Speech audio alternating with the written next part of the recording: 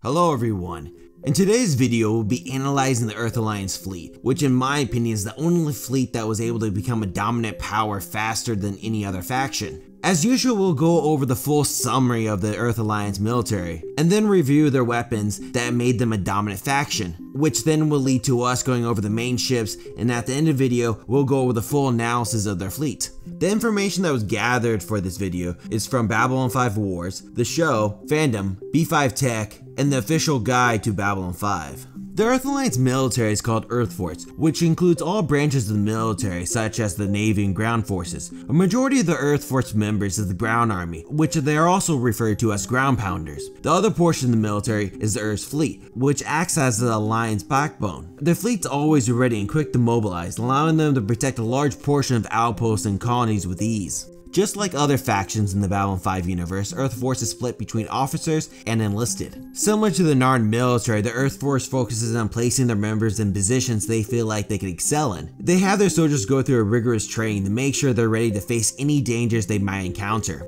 The Earth Alliance technology, or in our case their weapons, first started when they bought outdated weapons from the Centauri, the Narn, and other alien races. Eventually the Earth scientists were able to make these weapons their own, which eventually became lasers, plasma batteries, particle beams, missiles, and railguns. Even after the Dilgar War, the Earth Alliance was able to get their hands on more advanced weapons such as pulsars, which was Dilgar technology. After the Earth-Minbari War, the Alliance worked on advancing their ships to deal with older, younger races' ships. The one piece of technology that the Earth Alliance could personally state that is their own creation is interceptors, which for a while was only used by Earth Force. In B5 Tech, they're referred to as projectors, but after doing some research, it seems like they're the same technology, but with different names, so I'll be referring to these defense weapons as interceptors. We will first be taking a look at the two most commonly used fighters within Earth Force, which are the Starfury and the Thunderbolt. The Starfury Heavy Fighter became Earth's primary fighter after the Dilgar invasion. The design of the fighter was from the Dilgar ships that were deployed during the war. The Starfury is fast and agile, supplied with the best weapons and engines during its time, allowing it to face powerful alien fighters besides the Minbari and other first ones. The fighter is 7.07 meters in length and is armed with 4 Copeland JC466A pulse discharge cannons as its primary and 2 Copeland JC44 pulse discharge cannons, also including 8 external hardpoints for a variety of weapons as its secondary. The fighter also has a Beigel Bryant 9000A particle thruster engines, and for the rest of the video I'll just refer to them as particle thruster engines. What's impressive about the fighter is that it's capable of doing a full 180 turn within seconds.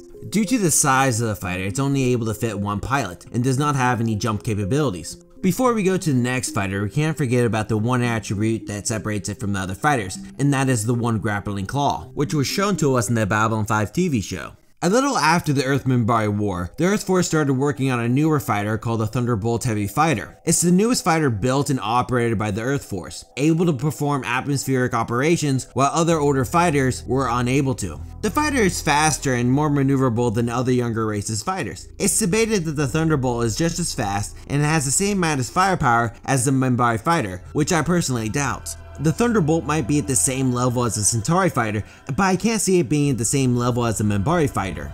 The Thunderbolt is 15.3 meters in length and is able to hold 2 pilots. The ship is armed with 4 Walters 40mm pulse cannons as its primary and 10 external hardpoints as its secondary. The fighter does not have jump capabilities, but does have a particle thrust engine. Now we need a carrier to carry all these fighters, which is something the Earth Force built, which is called the Avenger Class Carrier. This ship was built soon after Earth Force deployed a Starfury that didn't have atmospheric capabilities. The carrier is capable of carrying 48 fighters, which was used against nearby alien races. The carrier is 1,300 meters in length and is able to carry a crew of 144, and is armed with 2 medium plasma cannons and 8 light pulse cannons. It's also defended by 4 Mark I interceptors. The ship has a particle thrust engine, but is also stated to have a fusion reactor according to some sources. And of course it has a grappling claw for its fighters. The ship also has jump capabilities as well. Next on the list is one of the oldest Earth ships to date, and that ship is called the Olympus Class Corvette. The Earth Alliance stopped building these ships, and there's only a few of them that survived the Earth-Minbari War. In the day, the Olympus Class Corvette was the most advanced ship in the Earth fleet, but it is now considered an outdated ship. A lot of new crew members find the Corvette hard to serve on. The living conditions on the ship is bare, and the ship is unable to serve in space for long periods of time without returning for supplies. The ship has 87 crew members and is 44.25 meters in length. The ship's weapons is impressive. It's armed with 4 pulse cannons, 2 twin particle beams, 2 long-range railguns, and 4 missile racks. The 2 issues with the ship is its defenses and its lack of jump capability. The Corvette only has 4 Mark I interceptors, which is an out-of-date defenses, and doesn't have any fighters. The Corvette must rely on friendly ships to help protect it during combat. The ship is powered by 2 fusion reactors, or in my opinion is probably powered by particle thruster engines. The Artemis Heavy Frigate, or also referred to as the Rail Frigate, was specifically designed to be armed with railguns. The ship was in action before the Dogar War, and it was intended to destroy capital ships, which is quite ambitious for a ship that size. The ship is heavily armored, making it hard for fighters to damage the hull. The frigate is 683.3 meters in length and needs a crew of 56 members. The ship is armed with 5 railguns, 2 tri-link particle beams, and is defended by 4 Mark I interceptors, and the ship is powered by 2 fusion reactors, or 2 particle thrust engines. None of the Artemis Heavy Frigates survived the Earth-Minbari War, but the frigate would most likely be phased out due to how specialized the ship was. Which is funny because it's one of the few ships that was able to bring some damage to a Charlon war cruiser if it was able to lock its weapons onto the ship. For any Babylon 5 fans that have watched In the Beginning, which is a short movie about the Earth-Minbari War, are familiar with the Hyperion heavy cruiser, which was the ship that John Sheridan served as first officer and the captain during the Earth-Minbari War. The cruiser is 1,188 meters in length and is described as a medium-heavy power workhorse of the Earth Alliance fleet. The ship also has 350 crew members as well. The Hyperion heavy cruiser was built before the Dogar War, and it was retrofitted multiple times during its service. The main issue with this cruiser is its lack of fighters capable of carrying, which is only 6, and most of the cruiser's defenses is outdated. The ship is armed with 2 52mm plasma pulse cannons as its primary, and for its secondary weapons it has 2 40mm plasma pulse cannons, 2 phase particle cannons, 4 pulse discharge cannons, and 2 thermonuclear torpedo tubes. Non-canon sources state that the cruiser also has 4 Mark I interceptors. The ship is powered by 3 particle thrust engines, and it also has jump capabilities as well. The next ship on the list is one of my most favorite design Earth vessel, which is the Explorer Class Survey ship, which has a similar design to Babylon 5.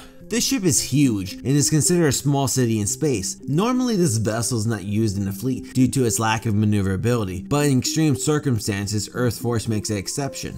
Since the Explorer Class Survey ship is expensive to build, the Earth Alliance built the ship in parts and had them connected by using structure blocks. Besides the way the ship was structured, the vessel was built to take on damage, and it was well armed. It was built to go on long-term missions, which takes years, and during that time it needs to be well armed just in case it runs into any enemies when exploring the rim. The Explorer Class Survey ship is around 6,103 meters in length and is able to carry a crew of 350. The vessel is powered by a particle thrust engine and has jump capabilities. The ship is armed with 4 52mm plasma pulse cannons as its primary and 4 twin particle cannons as a secondary. The Explorer class also has gravity in its rotational sections, and according to non-canon sources, it has 62 Mark I interceptors. It's also reported that the ship is able to carry 16 fighters as well.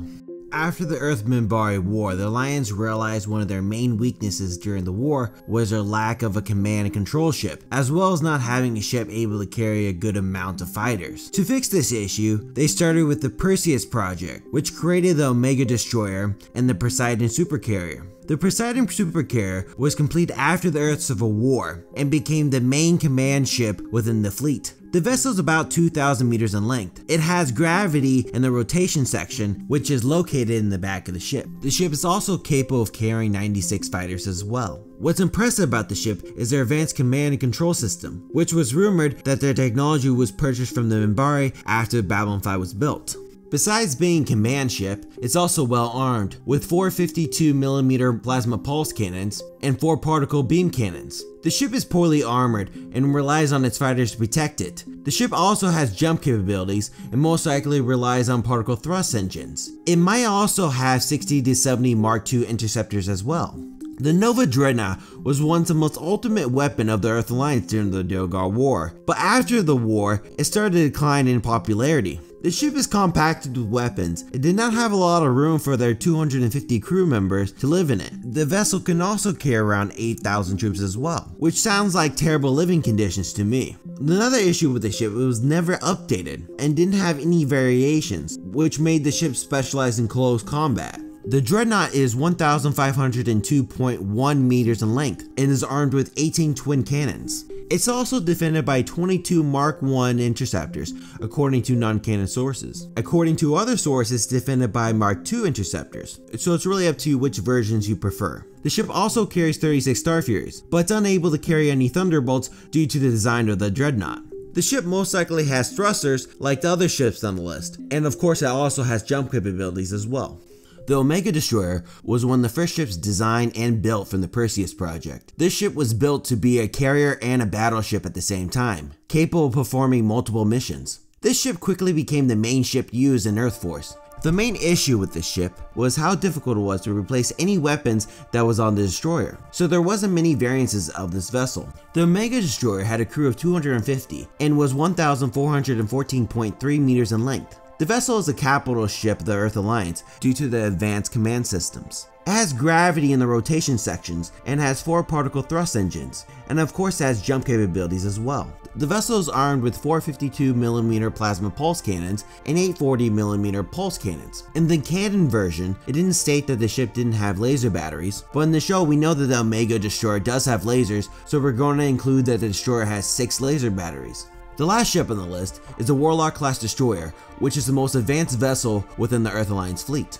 The Alliance started production of the Warlock after the Earth Alliance Civil War. The ship wouldn't be possible to create before the war for one reason. After the Civil War, the Earth Alliance joined the newly formed Interstellar Alliance, which gave it access to new technology that was used for the Warlock. It was the first ship that was created by the Earth Alliance that had artificial gravity without using rotation sections. The ship was 1,992 meters in length and was able to fit a crew of 1,200 members. The vessel had 4 updated particle thruster engines and 2 hybrid gravitic engines, and also had jump capabilities as well. The destroyer is armed with 12 large missile silos, 16 small missile silos, 2 particle beam cannons, 9 heavy phase plasma cannon turrets, 3 heavy railgun turrets, 4 40mm pulse cannons, 9 light pulse cannon turrets, and 12 to 16 short-range PP turrets. It's unknown if the ship has interceptor systems, but the vessel does have enough firepower to use their pulse cannons to form an interceptor grid. What really helps the destroyer is that it's able to carry 48 fighters. What helped the Earth Alliance fleet become so effective is how they design their ships.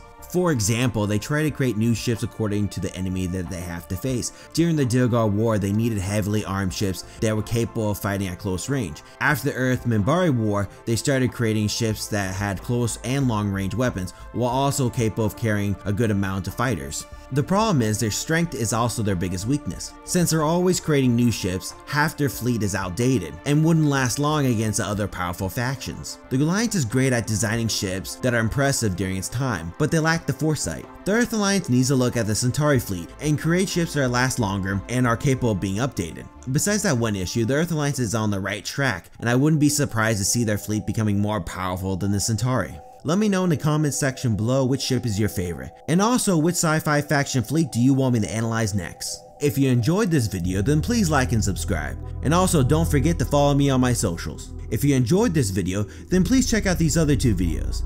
Thank you for watching Utopian Broadcast, and I'll see you next time on my channel. Thank you.